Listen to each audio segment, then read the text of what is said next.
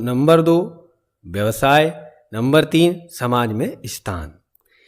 इन चिंताओं के कारण वे आशा और निराशा के बीच झूलते हैं और उनमें संवेगात्मक तनाव रहता है। यही कारण है कि मनोवैज्ञानिक किशोर अवस्था को खिंचाव एवं तूफान की अवस्था, a period of stress and storm कहते हैं। किशोर अवस्था में संवेगात्मक विकास को समझने के लिए और अधिक विस्तार पूर्वक समझने के लिए ये गतिविधि की जा सकती है, जिसके अंतर्गत सभी प्रशिक्षु अपने आस पड़ोस के 5 किशोर एवं किशोरियों से बातचीत कर उनके संवेगात्मक विकास से संबंधित 500 शब्दों की एक प्रोजेक्ट रिपोर्ट तैयार करेंगे, जिसमें बच्चों के नाम एवं उम्र के साथ साथ उनके बातचीत के अंशों को भी अंकित किया जाए। इस रिपोर्ट को तैयार करके हम किशोरावस्था के बच्चों के संवेगात्मक विकास के बारे में और अधिक जान पाएंगे। चलिए अब किशोरावस्था में भाषा के विकास को समझते हैं।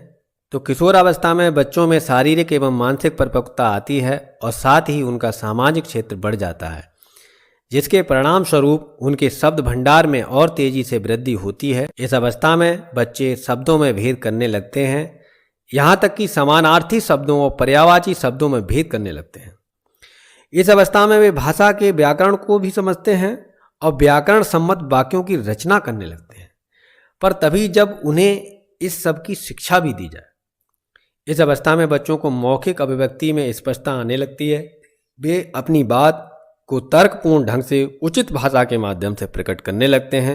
मौखिक अभिव्यक्ति के साथ साथ उनकी लिखित अभिव्यक्ति में भी स्पष्टता आने लगती है और वे वर्णनात्मक निबंध लिखने लगते हैं।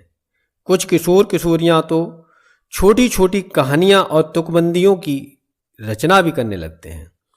जिन बच्चों को जितना उच्च भाषाई पर्यावरण मिलता है और उनकी भाषा शिक्षा की जितनी अधिक अच्छी व्यवस्था होती है, उनकी भाषा में उतना ही अधिक निखार आता है। चलिए अब किशोरावस्था में सामाजिक विकास को समझ लेते हैं। सामाजिक विकास की दृष्टि से